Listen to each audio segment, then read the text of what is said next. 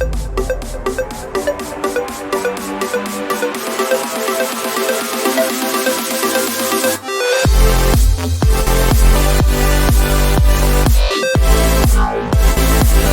Friends, welcome back to my channel. So आज हम पढ़ने वाले हैं हमारी यूनिट एपीकल्चर की last topic and that is the products of B keeping. हमने एपीकल्चर से स्टार्टिंग से लेकर सारे टॉपिक्स हमने फिनिश किए। 4 वीडियोज़ में हमने फ्रेंड्स देखा है। आप में से जिन्होंने उन वीडियोज़ को नहीं देखा है तो पहले आप उन्हें ज़रूर चेकआउट करिएगा एंड देन इस वीडियो को देखिएगा, राइट। ये हमारी यूनिट की एक लास्ट वीडियो है, लास्ट टॉपिक है and that is the products of B keeping, जिसमें हम हनी एंड बी वैक्स, ये 2 मेन जो प्रोडक्ट्स होते हैं जो हमें एपीकल्चर की बात मिलते हैं, राइट। तो इन दोनों को ही हम बहुत डिटेल में पढ़ेंगे। सी फ्रेंड्स, पहले ही एक चीज़ क्लियर करना ज़रूरी है कि हम एनाटॉमी नहीं पढ़ रहे हैं, राइट। हम बीज के बारे में हम बात करेंगे, बट हम उतनी ही बात करेंगे जितना हमारे इकोनॉमिक जूलॉजी की रिक्वायरमेंट है, जितना आपसे एग्ज़ाम्स में ये पेपर पूछता है, जितना इस पेपर की रिक्वायरमेंट है, राइट। हम केमिस्ट्री के भी पॉइंट ऑफ व्यू से नहीं देखेंगे इन चीज़ों को। आई मीन केमिकल कंपाउंड्स के नाम आएंगे, केमिस्ट्री भी इसमें यूज़ होती है ऑब्वियसली, तो हम उस वहाँ पर भी इतना ही देखेंगे जितना हमारा ये पेपर आपसे डिमांड करता है, राइट। तो मैं इसको चीज़ को पहले ही क्लियर कर लेती हूँ। इसका मतलब ये बिल्कुल नहीं है कि हम चीज़ों को स्किप कर रहे हैं, हम पूरी तरह पढ़ेंगे। बस जैसे कि वाटर आया तो उसे हम वाटर लिखेंगे, हम H2O नहीं लिखेंगे। मेरे कहने का मतलब ये है, एक सिंपल एग्जाम्पल से मैंने आपको बताया, राइट। तो सबसे पहले हम बात कर लेते हैं हनी की। हनी, शहद, एक ट्रूली इंसेक्ट प्रोडक्ट है ऑफ हाई न्यूट्रिटिव वैल्यू, हमें पता होना चाहिए। अब ये जो टॉपिक आज हम पढ़ने वाले हैं बहुत सारा हमारे डेली लाइफ में काम आता है फ्रेंड्स। क्यों? क्योंकि डेली लाइफ में एक शहद ऐसी चीज़ है जो सबके घरों में होता है और हम डेली लाइफ में कहीं ना कहीं उसको यूज़ करते ही हैं, और अगर नहीं करते हैं तो आज इस वीडियो के बाद आपको पता चल जाएगा कि आपको किन किन चीज़ों में इसे यूज़ करना है, राइट। तो लगभग आपका बहुत हाई न्यूट्रिटिव वैल्यू होती है शहद में, राइट। और इंसेक्ट प्रोडक्ट होता है, पूरी तरह ये बीज से ही हमें मिलता है। 80% जो है इसमें शुगर होती है। इसका प्रोडक्शन कैसे होता है? तो अगेन फ्रेंड्स, मैंने जैसे कि अभी बताया था, हम एनाटॉमी नहीं देखेंगे बट हम इसके बारे में देखते हैं। तो हनी का मैंने बताया था कि हनी जो है वो डायरेक्ट प्लांट प्रोडक्ट है, ये हमें पता होना चाहिए। क्यों?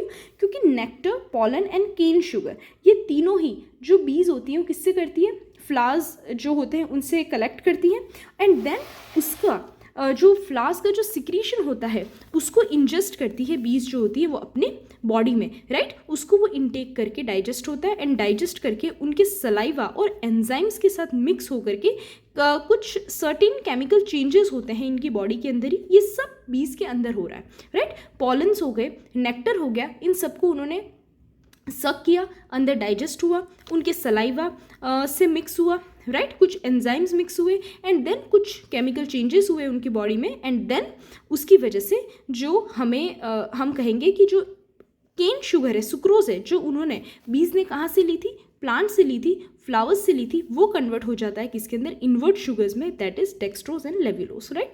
इस केमिस्ट्री की बात कर रही थी हम कि हमें इसे डिटेल में नहीं जाना है। ये एक तरह से इनवर्ट शुगर्स होते हैं। इनवर्ट शुगर क्या? एक तरह से शुगर होती है, आपको इतना ध्यान रखना है। At this time some ingredients of bees are also added. इसका मतलब क्या होता है कि बॉडी के अंदर ही कुछ एंजाइम्स, कुछ केमिकल्स होते हैं, वो भी बीज के जो होते हैं वो इस मिक्सचर के अंदर ऐड होते जाते हैं, जो क्या करते हैं? वाटर कंटेंट को रिड्यूस कर देते हैं। इट मीन्स नेक्टर जो सक करके जो अंदर लिया था बॉडी के अंदर, जो वाटर कंटेंट था इस पूरे मिक्सचर का बीज की बॉडी के अंदर ही, वो क्या होता है? उसका जो वाटर कंटेंट होता है वो धीरे धीरे कम हो जाता है। क्यों? क्योंकि कुछ ऐसे केमिकल्स, इंग्रेडिएंट्स उसके अंदर ऐड होते हैं। This whole mixture is then collected in the honey sac, और फिर ये बीज के बॉडी में एक हनी सैक होता है, एक अलग से, जिसको क्रॉप भी कहा जाता है, उसमें कलेक्ट हो जाता है। जब तक कि ये सारी प्रोसेस कब तक हो रही है? ये प्रोसेस आपकी होती है कि हनी बीज गई, उन्होंने फ्लावर्स से नेक्टर लिया और नेक्टर लेकर के वो वापस से अपने हनी कॉम्ब में आ रही हैं। तो वो जब तक हनी कॉम्ब में अपने हाइव में आती हैं तब तक ये सारी प्रोसेस हो जाती है। जैसे ही हनी बीज जो होती हैं वो अपने छत्ते में पहुंची, कॉम्ब में पहुंची, ये पूरा के पूरा रिगर्जिटेट कर देती है। रिगर्जिटेट का मतलब क्या होता है फ्रेंड्स? डाइजेस्टेड फूड को वापस से अपने ऊपर लाना, और जैसे कि आप वॉमिट होती है उस तरीके से उसको पूरी तरह से वापस से मुंह से बाहर निकाल देना, दैट इज कॉल्ड रिगर्जिटेट। इसलिए हम कहते हैं कि जो हनी है वो एक तरह से क्या है? बीज की वॉमिट है, राइट। बट एक्चुअल में वॉमिट नहीं है, क्योंकि ये पूरी तरह हनी सैक ही अलग होता है ना। ये पूरा हनी सैक है, तो एज अ हनी जो है इसका पूरा एक तरह से डिपार्टमेंट ही अलग है, एक तरीके से पूरा चैम्बर ही अलग होता है, और सिर्फ ये हनी वाला जो पोर्शन होता है वही रिगर्जिटेट होता है और in the form of honey produce होता है बीज के बॉडी से, राइट। हनी जो होता है ये कंसनट्रेट हो जाता है स्ट्रॉन्ग करंट ऑफ एयर से produced by the rapid beatings of worker wings. अब आपको याद आ रहे होंगे फ्रेंड्स, जब हम लाइफ साइकिल पढ़ रहे थे उसके बाद हमने जो अलग अलग टाइप्स देखे थे तो आपको याद आ रहा है फैनर्स। फैनर्स का काम क्या होता था, एक तो वेंटिलेशन प्रोवाइड करना हाइव में, और दूसरा क्या होता था, ये अपने जो विंग्स होते हैं वर्कर बीज जो होती है वो विंग्स बीट करती है जिसकी वजह से एरेशन करती है, और एरेशन की वजह से क्या होता है, जो हनी होता है वो कंसनट्रेट होता जाता है। इसका मतलब हल्का सा गाढ़ा होना, विस्कस होना स्टार्ट हो जाता है एयर की वजह से, है ना, स्ट्रॉन्ग करंट ऑफ एयर की वजह से। जैसे जैसे एयर जाती है और वहाँ पर सेल्स पे जो बी वैक्स जो चारों तरफ है वहाँ पर हनी जमना स्टार्ट हो जाता है। तो ये होता है हमारा प्रोडक्शन का तरीका कि हनी प्रोड्यूस कैसे होता है।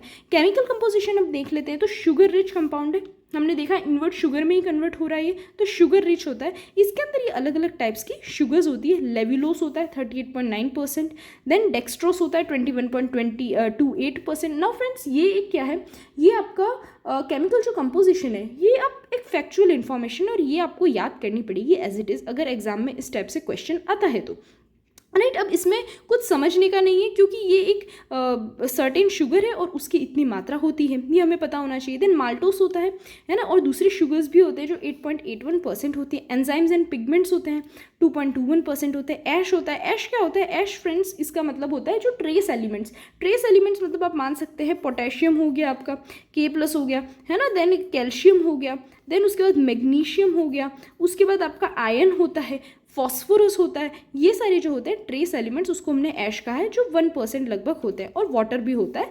17.20, है ना, इतना परसेंट लगभग होता है। तो ये आपका हनी का केमिकल कंपोजिशन होता है। अगर हम स्टोरेज ऑफ हनी की बात करें कि अब ये स्टोर कैसे होता है, तो after long duration in the stored condition. अब ये स्टोर्ड कंडीशन कौन सी है, जो मधुमक्खी का छत्ता है, जो हाइव है, उसी में ये स्टोर्ड है, अब वहीं पर ये जमता जा रहा है। तो यहाँ पर जाकर के अब हनी में दो चीज़ें होती है, हमें ध्यान रखना है, और वो होता है फ्रेंड्स एक ग्रेन्युलेशन। इसका मतलब जो हनी जम जाता है शहद पूरी तरह, तो एक ग्रेन्युलेट हो जाता है, ग्रेन्यूल्स में कन्वर्ट हो जाता है। ग्रेन्यूल्स का मतलब एक तरह से क्रिस्टल्स, राइट। तो ग्रेन्युलेशन हो जाता है। और दूसरा होता है ये फर्मेंटेशन भी होता है इसके अंदर, राइट। अब सबसे पहले हम ग्रेन्युलेशन की बात करें तो ग्रेन्युलेशन में क्या होगा, ग्रेन्युलेशन प्रॉपर्टी जो होती है ये बेस्ट एविडेंस होता है प्योर हनी का। इसका मतलब फ्रेंड्स आज घर जाकर के आप देखना, आप घर पे ही हो तो आप किचन में जाकर के देखना कि अगर आपको हनी का कहीं पर भी डब्बा पड़ा हुआ है, कहीं पर भी आपको उसका पैकेट है, तो अगर आप देखना पुराना हनी अगर है, और स्पेशली ठंड के दिन है या टाइम हो गया ना, ठंड गर्मी से भी मतलब नहीं है, एक तरह से बहुत पुराना अगर शहद है तो आप उसको देखना कि अगर वो जमा हुआ है, इसका मतलब वो बेस्ट एविडेंस है आपका कि वो प्योर हनी है। उसमें बहुत ही कम, एक तरह से फ्रेंड्स पूरी तरह प्योर तो चीज़ आज के टाइम पे मार्केट में कुछ नहीं मिलते, है ना, थोड़ा सा तो आपको उसमें कंटेमिनेशन मिलेगा ही, बट स्टिल फ्रेंड्स जितना ज़्यादा प्योर हनी होगा उतना एक बेस्ट एविडेंस है कि वो हनी जमेगा। और अगर आपके घर में ऐसा शहद है जो मोस्टली मार्केट में मिलता है जो कभी जमता ही नहीं है, इट मीन्स या तो उसको केमिकल्स के थ्रू बनाया गया है या उसमें कुछ ऐसे कंपाउंड्स ऐड किए गए जिसकी वजह से वो क्या होता है, हमेशा मेल्टेड फॉर्म में ही रहता है, हमेशा लिक्विड ही रहेगा, विस्कस ही रहेगा, कभी भी नहीं जमता है। तो वो हमें दिख जाता है कि वो प्योर नहीं है, वो थोड़ा कैसा है, अडल्ट्रेटेड है, या फिर हम कहेंगे कि वो थोड़ा कैसा है, कंटेमिनेटेड है, राइट। तो अगर बेस्ट एविडेंस होता है कि अगर जमा हुआ जो शहद है वो शहद कैसा हुआ है, जम गया है, तो that is the granulation of honey, जो टाइम के साथ अपने आप जमता है। अब इसमें क्या होता है कि अगेन फ्रेंड्स ये केमिस्ट्री है जिसको हमें ज़्यादा डिटेल में नहीं देखना है, हमें सिंपल से इसको याद करनी है कि डेक्सट्रोस एक शुगर होती है जो 10 पार्ट्स ऑफ डेक्सट्रोस, इसका मतलब जो शुगर है उसके 10 पार्ट्स है और 1 पार्ट ऑफ वाटर जो है वो मिल करके क्या करते हैं, क्रिस्टलाइज हो जाते हैं, मतलब ग्रेन्यूल्स में कन्वर्ट हो जाते हैं। और इसको एक्सेलरेट कौन करता है, तो इस पूरे हनी में एयर बबल्स है, आपके एयर भी है, कॉलॉइड्स भी, कॉलॉइडल सॉल्यूशंस आपने देखे होंगे, एक तरह से ऑयली सब्सटेंस आप कह सकते हो, है ना, कॉलॉइड्स है, एंड पोलन्स होते हैं।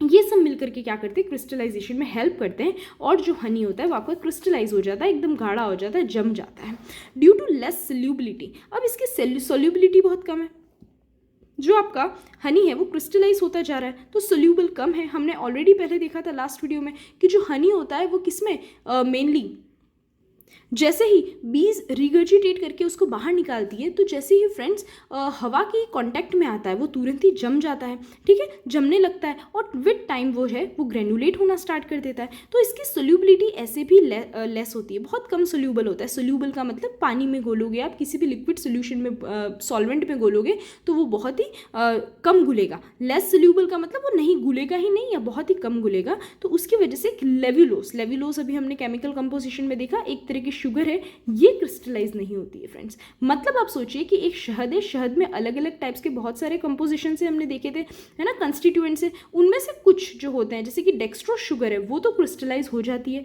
बट लेव्युलोज जो है वो क्रिस्टलाइज नहीं होती है और वो क्लाउडी अपीयरेंस दे देगी आपको। इसका मतलब क्या हुआ कि हनी जो है उसमें डेक्स्ट्रोज शुगर तो आपके जम गई है, और आप देखना कभी सच में प्योर हनी है आपके घर में तो आप फ्रेंड्स देख सकते हो, आपको पता चल जाएगा कि जो हनी है बाकी जो कुछ पोर्शन तो उसका जमा हुआ है, बाकी का कुछ जैसे सफ़ेद सफ़ेद जो शक्कर जमी हुई है ऊपर, उस टाइप से क्लाउडी अपीयरेंस हमको दिखता है, वो लेव्युलोज शुगर का होता है जो नहीं जमता है, राइट। नेक्स्ट होता है फर्मेंटेशन हनी का। अब हनी का फर्मेंटेशन होगा, क्रिस्टलाइजेशन की वजह से अब क्या होगा, डेक्स्ट्रोज तो क्रिस्टलाइज हो गया, पूरा जम गया है, तो 9% मॉइस्चर जो है लगभग, इसके बाद जो मॉइस्चर होता है थोड़ा सा वाटर कंटेंट होता है वो और रिलीज हो जाता है। अब ये क्या करता है, ये डाइल्यूट कर देता है लेव्युलोज को। इसका मतलब क्या हुआ कि जो आपका डेक्स्ट्रोज शुगर थी वो तो क्रिस्टलाइज हो गई, वो तो जम गई, तो उसमें से पानी जो है वो पानी निकल जाता है, रिलीज हो जाता है, और वो रिलीज कर देता है, वो रिलीज्ड वाटर जो है वो किस में घुल जाएगा, वो डाइल्यूट कर देगा लेव्युलोज को, जो कि लेव्युलोज तो ऑलरेडी क्रिस्टलाइज्ड नहीं है, वो ऑलरेडी लिक्विड फॉर्म में, तो वो इसको डाइल्यूट कर देगा, है ना, एक तरह से वो, और इसको लिक्विड बना देगा हनी में। एंड देन इस एक्शन से क्या होता है, इस स्टेट में लेव्युलोज पर यीस्ट जो होती है वो यीस्ट एक्ट करती है, और यीस्ट जो हवा में प्रेजेंट होती है वो इसके ऊपर एक्ट करेगी, फ्लावर्स, सॉइल्स, जिससे भी वो आई है, एंड देन ये क्या करती है, लेव्युलोज एंड डेक्स्ट्रोज के ऊपर एक्ट करके resulting in the fermentation of the honey. Honey को ही क्या कर देती है, फर्मेंट कर देती है, जिसकी वजह से क्या होता है, ये आपकी क्या है, ग्लूकोज है, ग्लूकोज कन्वर्ट हो जाता है आपका एल्कोहल और CO2 पे। CO2 जो है कार्बन डाइऑक्साइड रिलीज हो जाएगी एंड एल्कोहल बन जाएगा, और एल्कोहल के बनने का मतलब क्या है, हनी जो है वो आपका फर्मेंट हो चुका है, राइट फ्रेंड्स। तो ये होता है आपकी दो प्रोसेस थी, जो आपकी ग्रेनुलेशन थी एंड देन आपकी क्या था, फर्मेंटेशन ऑफ हनी था।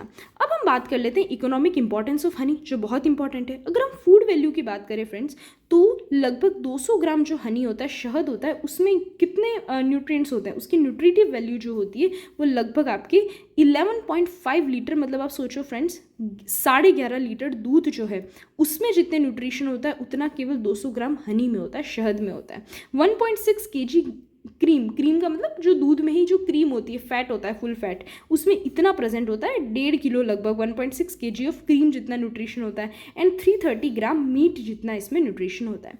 2.1 ग्राम हनी जो है ये आपको लगभग 67 kilo calorie of energy provide करता है।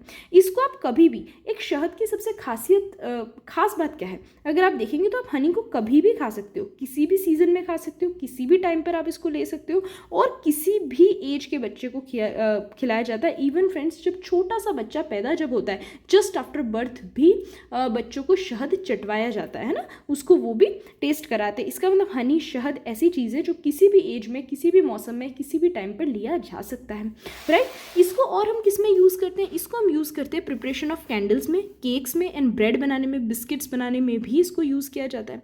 इसके मेडिसिनल वैल्यू देख लेते हैं, तो ये लेग्जेटिव है। लेग्जेटिव है, इसका मतलब क्या हुआ फ्रेंड्स, लेग्जेटिव का मतलब होता है आपका कि जो बॉबल मूवमेंट्स हो गए, देन उसके बाद हो गया आपका कॉन्स्टिपेशन हो गया, इस टाइप से जो रिलेटेड होती हैं, इट मीन्स आपकी गैस्ट्रो इंटेस्टिनल कोई भी प्रॉब्लम होती है तो उसमें जो शहद होता है वो इंपॉर्टेंट होता है। शहद जो होता है वो आपकी बॉडी के लिए एज अ मेडिसिनल वैल्यू होती है कि ये आपको हेल्प करता है। एंटीसेप्टिक होता है, सिडेटिव होता है। सिडेटिव का मतलब क्या होता है फ्रेंड्स, कि जैसे कि किसी को मेंटल कोई इशू हो रहा है, मेंटल इशू का मतलब हो गया आपको डिप्रेशन हो रहा है, आप ज़्यादा आपको एंग्जाइटी हो रही है, उस टाइम पे भी अगर कोई इंसान शहद थोड़ा सा चाट लेता है, थोड़ा सा शहद को कंज्यूम कर लेता है तो उसको कामनेस फील होता है, तो एज अ सेडेटिव भी काम करता है।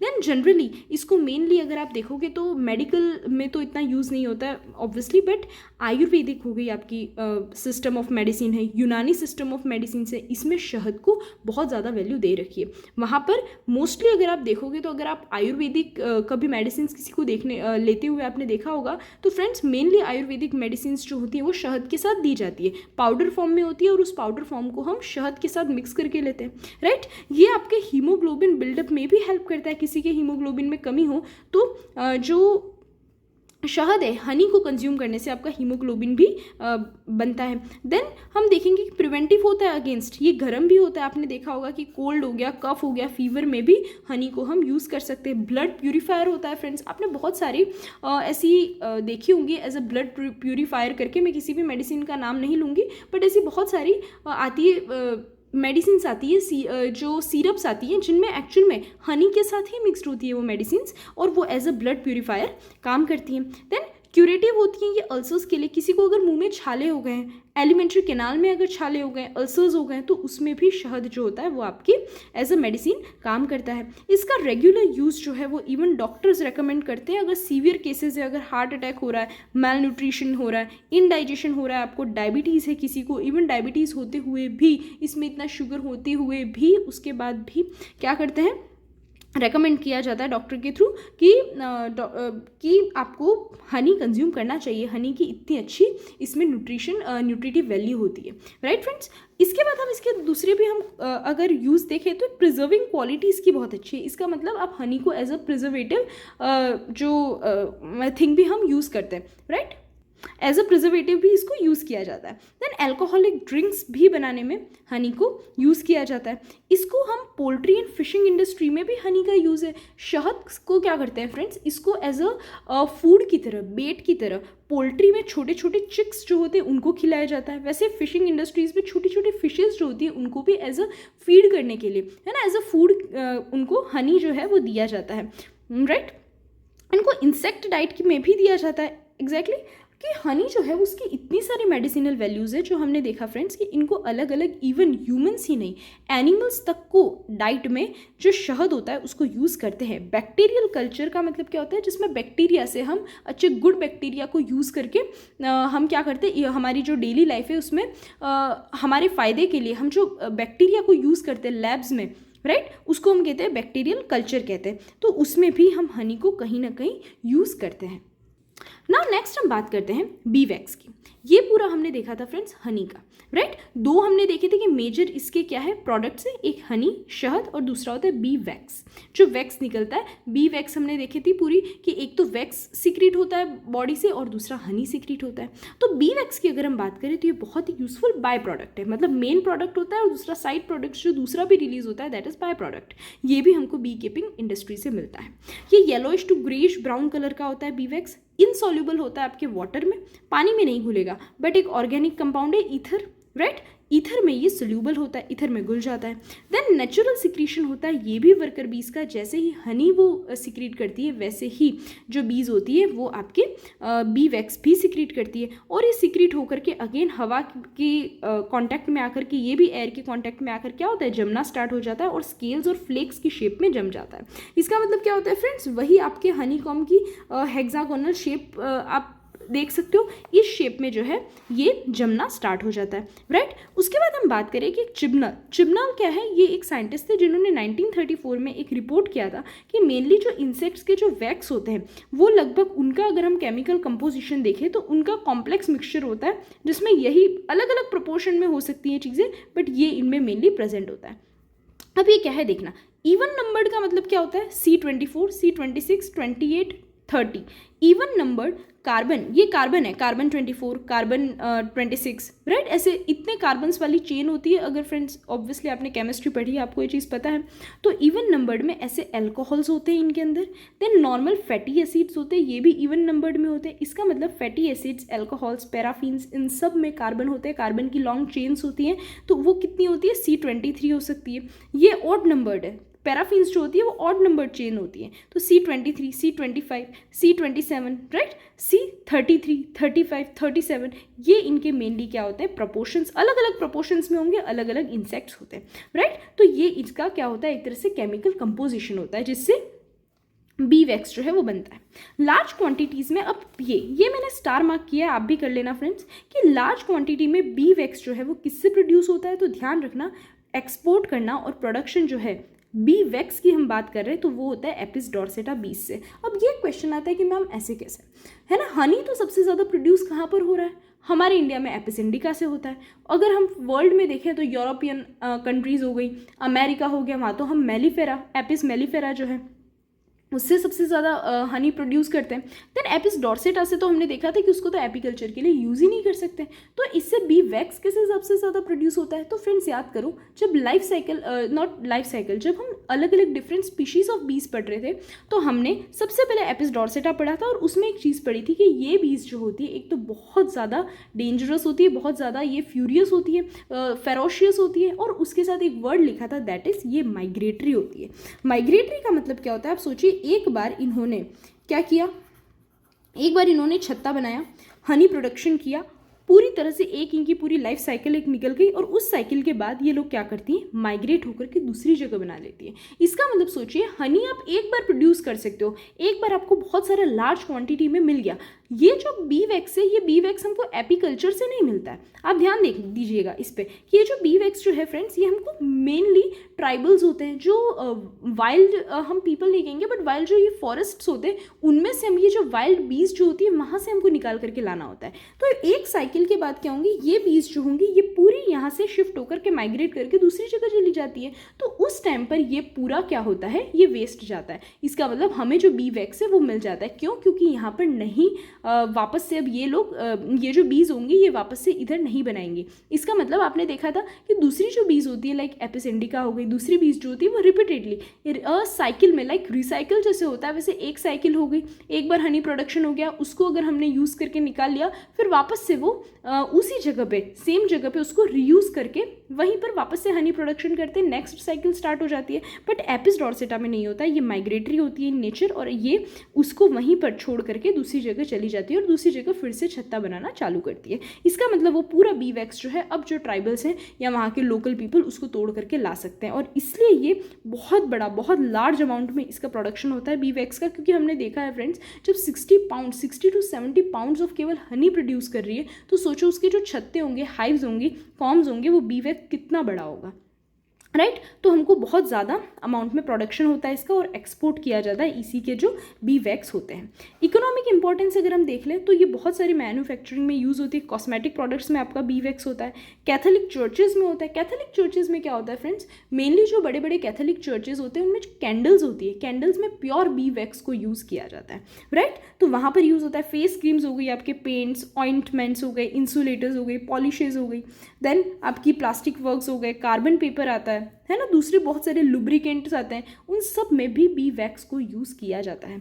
और ये कहाँ पर यूज़ होता है, आपके माइक्रोटॉमी। माइक्रोटॉमी क्या टर्म है, ध्यान रखना फ्रेंड्स, माइक्रोटॉमी नाम से ही क्लियर है। जो माइक्रोस्कोप में देखने के लिए हम छोटे छोटे जब टिश्यूज़ को स्टडी करते हैं तो उस टिश्यूज़ को स्टडी करते टाइम उसको स्टडी करना ही माइक्रोटॉमी कहलाता है। और उन लेबोरेटरीज़ में हम कॉमन वैक्स को यूज़ करते हैं, क्योंकि आपको टिश्यूज़ का एक छोटी सी स्लाइड में रखने के लिए आप छोटा सा क्या करते हो, टिश्यूज़ को कट करते हो ब्लॉक में ऐसे पतली सी, और उसके ऊपर हम कॉमन वैक्स लगाते हैं, और वैसे ही माइक्रोटॉमी में इस बी वैक्स को यूज़ किया जाता है। तो यहाँ पर हमने फ्रेंड्स इस एपीकल्चर पूरी इस यूनिट को फिनिश किया।